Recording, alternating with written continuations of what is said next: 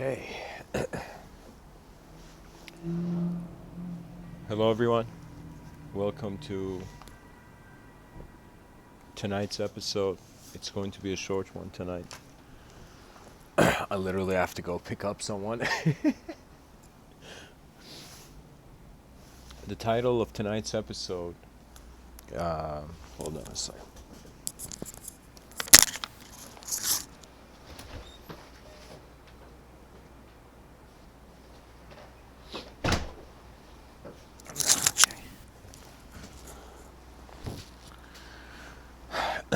The title of tonight's episode is Attempts at Restructuring Modern Civilization. And so I just want to share a few simple ideas on this and what I mean by it.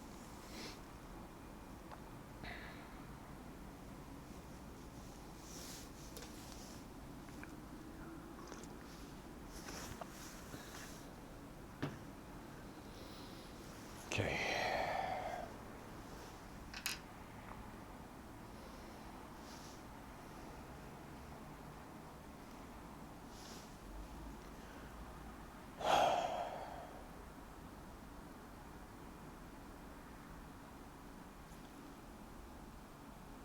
How our modern civilization could perhaps change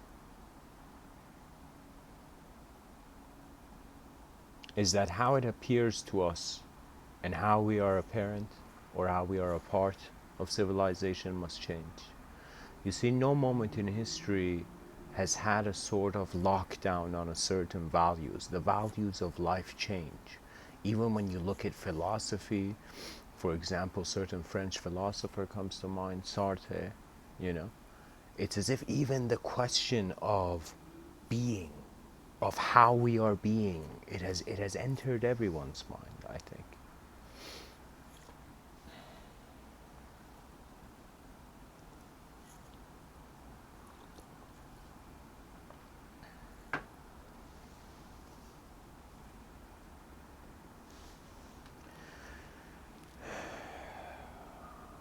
I think eventually it comes down to personal values and the personal world. Of course, I've spoken about how each human being starts in their own world, and as they start in their own world, they start getting glimpses of the other, what there could be more than their sensory or their current interpretation.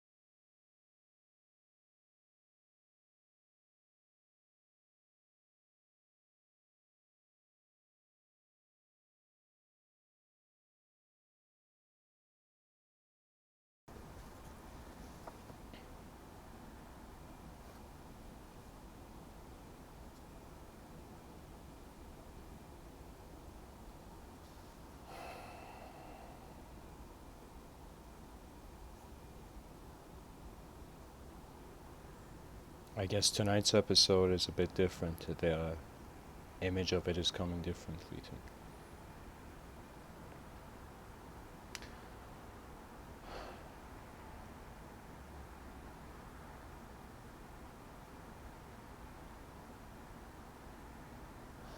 Let me give you an idea. In one of my science fiction writings, I've written the story of the first extraterrestrial contact that happens in the year, I think 2179. I don't remember the exact year I wrote in the science fiction story. And in that year, what's happened is that the planet, the world, has in some sense become uninhabitable. Human beings, literally, imagine us in the next couple hundred years. Literally, we've messed up the surface of the earth and are living in kind of, how did I define it? What's the word? Magnetic kind of cities around in our atmosphere. So there's sky cities in this kind of story I've written. And so the idea is that these sky cities were the last kind of human beings, the last kind of way out for human beings from the destruction on the surface of the planet. Now, the way it's structured is very interesting because even these human beings that are living in sky cities, they don't even know. They don't even know their true history. They don't even know what happened. There's some sort of history given to them, but it's not the accurate history, and a lot of data was lost. And so what happens is the leader of these sky cities is like what I've kind of defined as a general dash king. He's as if a kind of military person who's become like the role of a king, kind of like, yeah, something like that. Anyways, what happens is this is where the story gets really interesting.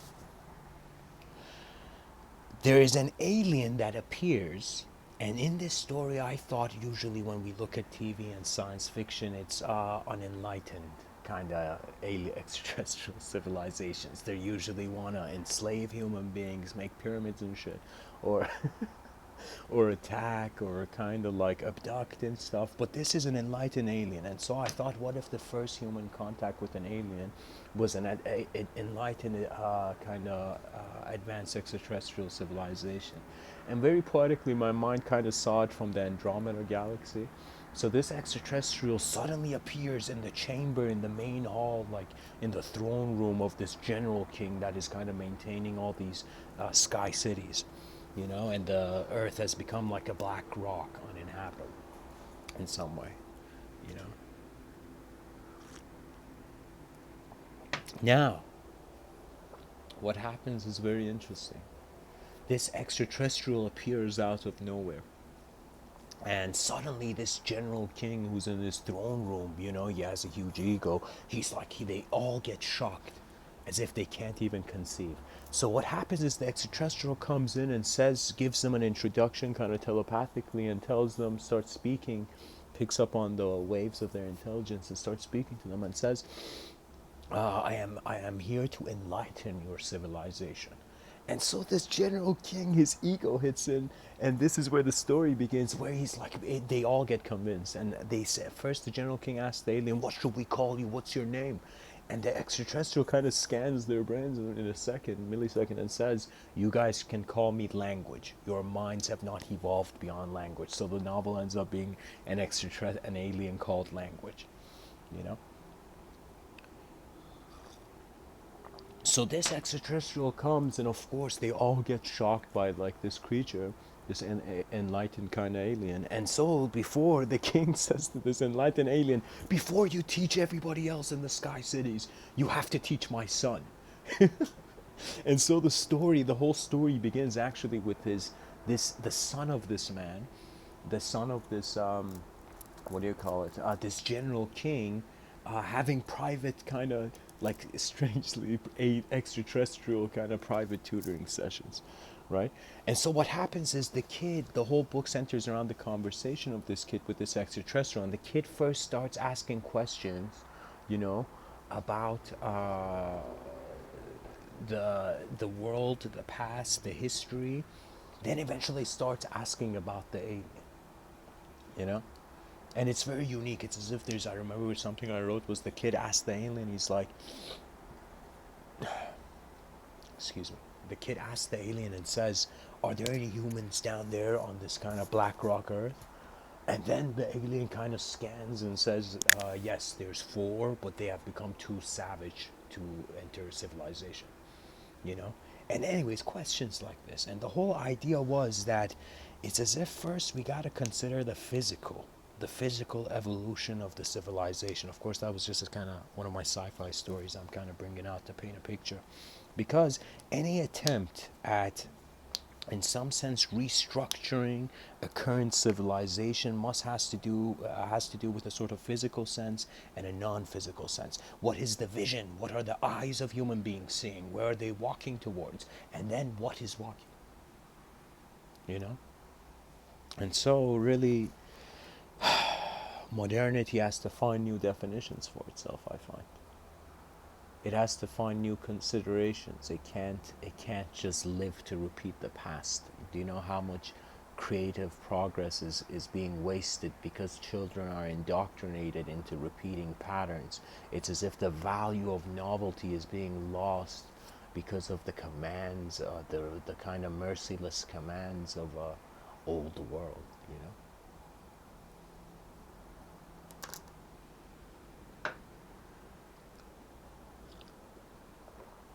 For me, anytime I have considered there to be a sort of problem, my imagination, it's as if first you observe the data accessible to you in reality. You know, most people, at least this is what I don't like about certain spiritual circles or certain people you see, is that they jump to their imagination first.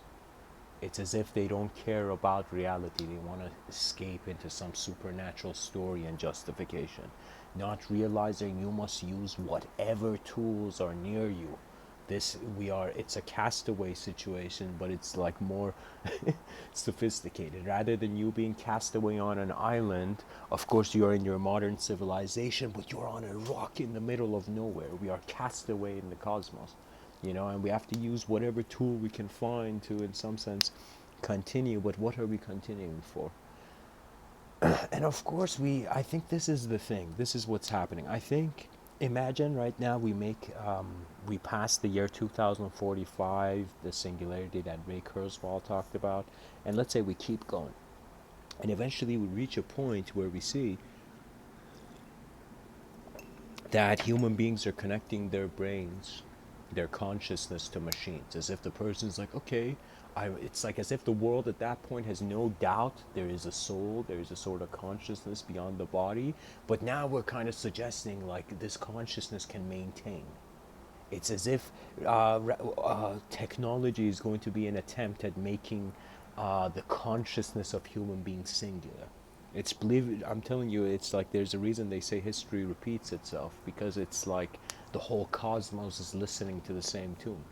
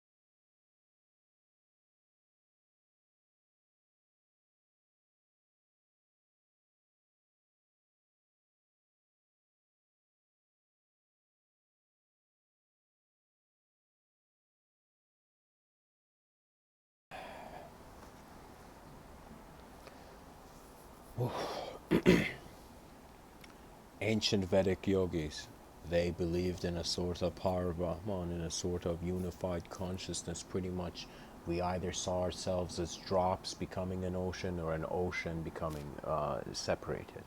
You know, pretty much there was a sort of singular notion of the existence of intelligence, or intelligence was spread out, was multidimensional. Now, ancient times, singular point. Modern times, multidimensional point. More modern times, singular point. More modern times, multidimensional. And this oscillation between what it means to be.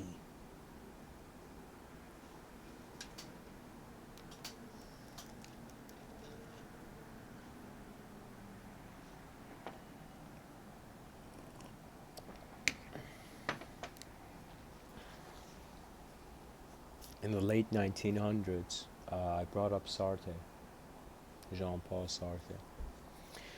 I was reading his book, Beingness and Nothingness, Being and Nothingness.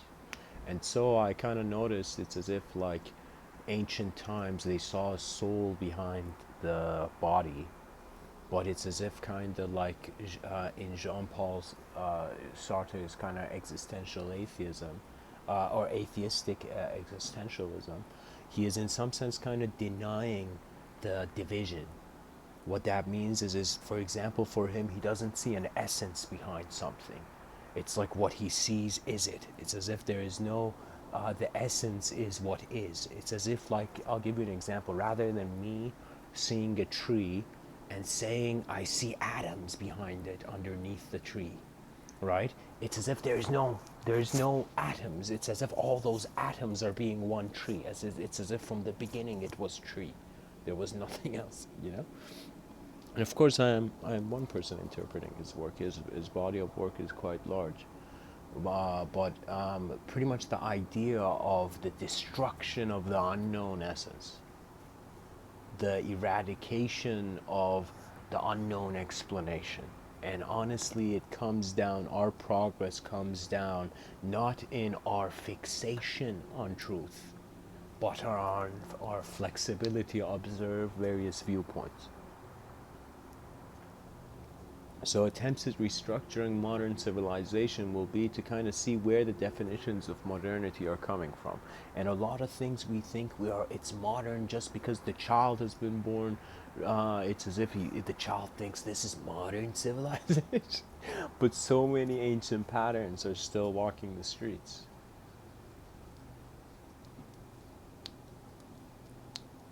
For me, I saw civilization as one of those things where it cannot transform unless you care about it. You can never change anything if your attention is not on it. And if people go on living, generation after generation, ignoring I guess in some sense, the collective value of the human species, it's like, you tell me, where in the cosmos are 8 billion brains right beside each other on the same rock? 8 billion minds that could conceptualize. So for me, it's as if we are not doomed as a species towards an endless existence, inevitable extinction. But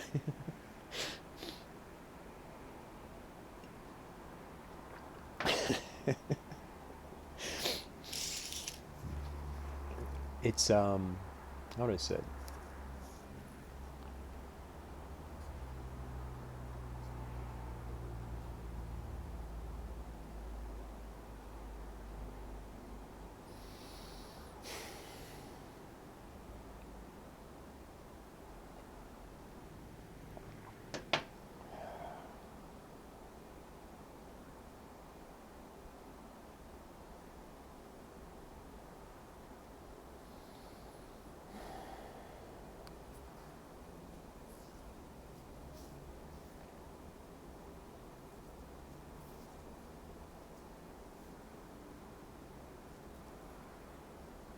The potential of if advanced efficiency for the civilization is there.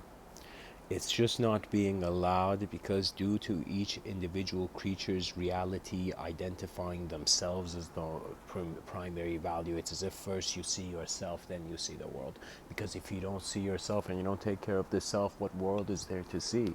So it's like by nature of design, we are oriented to be selfish. We have to take care of the self and then we care about others. But if we are just taking care of the self and there is no meaning found in the other, if there is not, if the unknown is eradicated from man's mind, no, that's when our civilization has the mind of our civilization has gone towards a robotic extinction.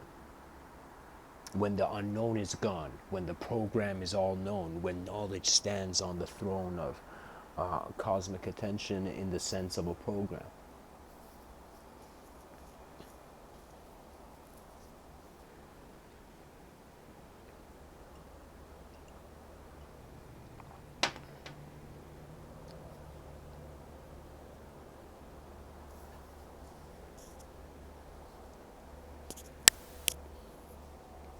This potential, I say, it's kind of like only visible when there is a value to be lost.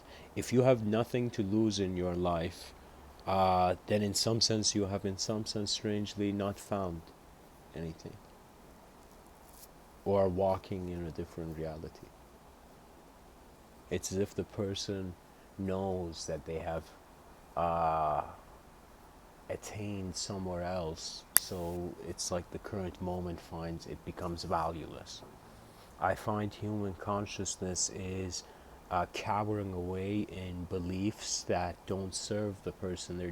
They were spoon fed to the human being. And the human being is not wise enough to question it, to wonder about it.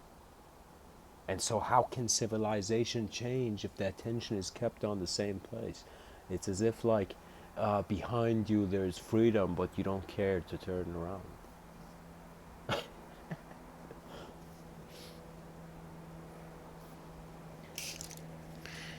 So aside from redefining modern values and finding a new definition for the collective meaning, and of course these have to do with language, so I kind of realized the common denominator that between all, it's like, what's that one thing that if it changed, everybody would change?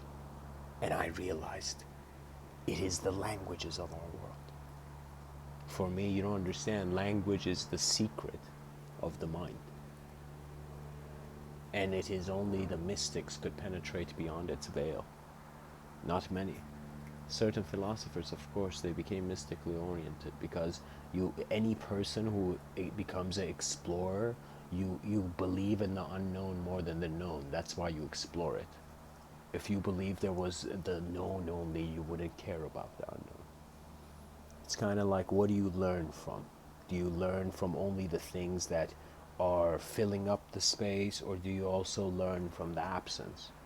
You know, there's a dervish saying that says it's like, be grateful regardless if it's a gain or loss. Just be grateful life is alive, you know, is alive. I found that to be very astonishing. In many moments, the person doesn't get what he wants. He even enters crowds where the crowds go against him. The ocean waves clash, you know.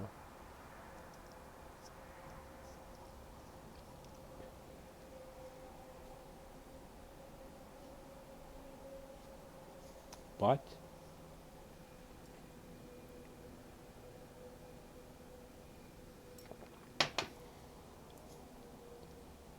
vision and its efficiency are undeniable.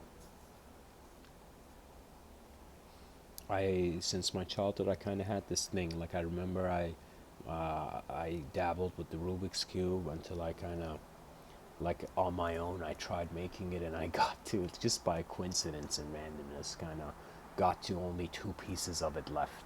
There were only 2 pieces of it left that I couldn't finish. And eventually I realized, oh my God, there's algorithms for it. And so it's one of those things where you endlessly attempt, endlessly. I am telling you, nothing brings a sort of brings a result quicker than endurance. Literally, if in your mind you have this thing, this attitude that whatever you attempt, it's like endurance is not a problem for you. It's like that will bring about the reality. The willingness to be something new allows that reality to engage you.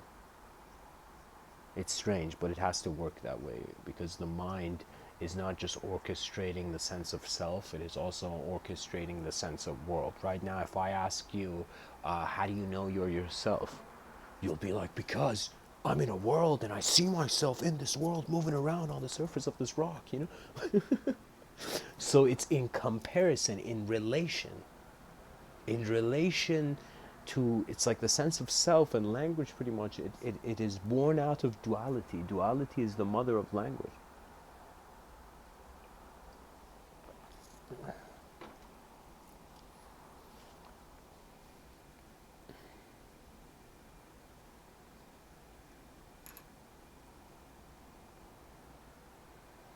So what I'm trying to say is that your mind is being you, but also being the world where you is extracted from, where the meaning of the sense of you is extracted.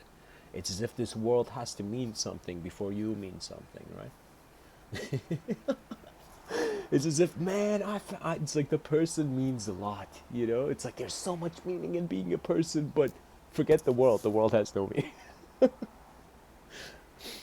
Only a candle in the dark room can believe that self is only true. The self is only true. There is more than yourself here. You can say that the collective self is how your mind is being the whole moment. The individual self is how your mind is being a content, a certain aspect of this moment.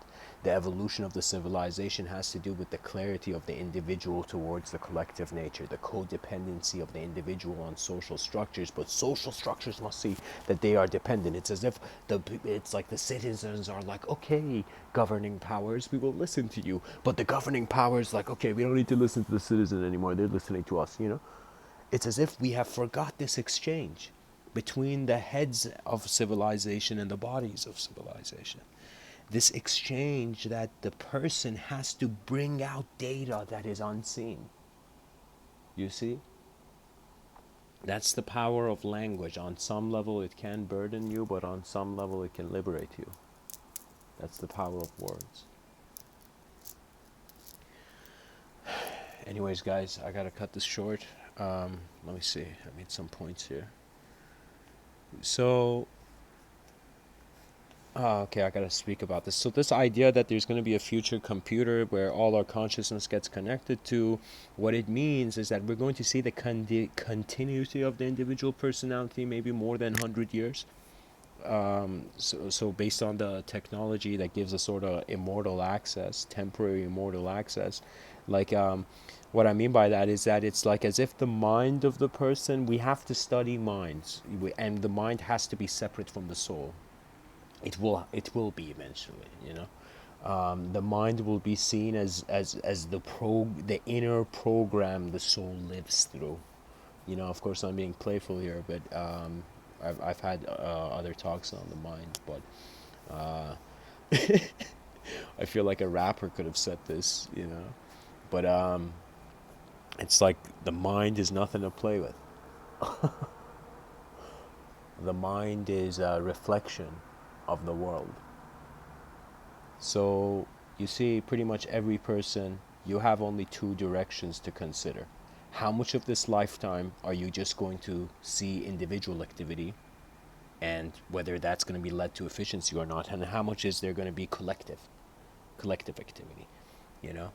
We cannot wait for success because we may die before that.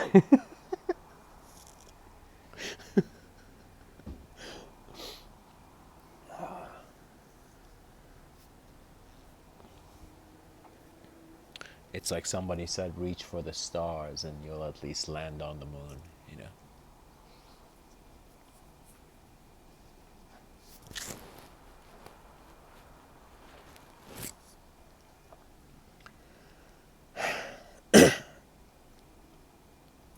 So this collectivity, there's still more to this, this idea of the machine. So I kind of felt like this evolution, kind of, I looked at evolution, I'm like, evolution, what are you doing? And I noticed that evolution can be said playfully, I guess. But I will say it seriously, actually. Evolution can be said to be the eternal urge. Urge. The urge could have a biological reason, kind of based on our biological design. The eternal urge to continue in manifestation. And so this urge to stick around in this manifest world was this kind of evolutionary force. Now, we will stick around in this world. Imagine in the way future, in some advanced computer, everybody's kind of heads are plugged in. Yay. Progress, scientific progress, you know. Our heads are kind of plugged into this kind of advanced machine. And we see that it's as if the fabric of existence for all these centuries that it has been objectively oriented for the first time becomes subjective oriented. What that means is it's as if the external reality will become a bit meaningless. Right now, as human beings, external reality is much more valuable, much more meaningful. It's like more real than your inner realities, right? More real than your imagination. What I'm saying is, in the future, if it gets to that point, it's going to become, imagination is going to become more real. The mind as a phenomena will be more than the objective kind of story behind it. It's as if I wondered, where does the story of the self arrive from? And it comes from a body. So pretty much this restructuring of a sort of the modern civilization we find ourselves today has to do with making the centerpiece the biological nature. That means, trust me, everybody's trying to be cool. Even the universe has started cooling down since the Big Bang. You know, even the universe is trying to be cool. But this restructuring has to do with a new kind of new effort of self-definition, where you don't let go of your natural origins and you don't accept the technological kind of inevitability too soon. We have to live naturally or we will die. How can I say it? We will die in ourselves as an unnatural phenomenon. Of course, I'm speaking of a couple hundred years in the future. So yeah, we need to find a new effort to see the world anew, or we'll be in the same world with the same problems. You know, if you didn't sleep, can you imagine? Imagine like the first day of your conscious memory, the first time you ever had a problem in your life. Imagine sleeping and every day waking up constantly remembering. The way the mind is designed, it's like pretty much after 10 years you forget the reality of, like, I don't know, like one day in your past. The mind refreshes itself, realigns itself, constantly trying to find a new vision. But the new vision in this civilization of ours for now is self-oriented. Individuals care for individuals. Even our youngest children, they're worshiping idols. So that kids have posters. You know, it's like, for me, I laugh. I'm like, I see certain secular societies kind of deny the notion of God. Okay. And for me, it's like, I don't believe in my angle is where I'm stepping on the line is like, I don't believe truth can be held in language, or at least it can't be held in language too long. And so for me, I don't believe language can be is the only truth. I believe there are dimensions beyond language, which reality is also emergent in. But what I'm trying to say is like,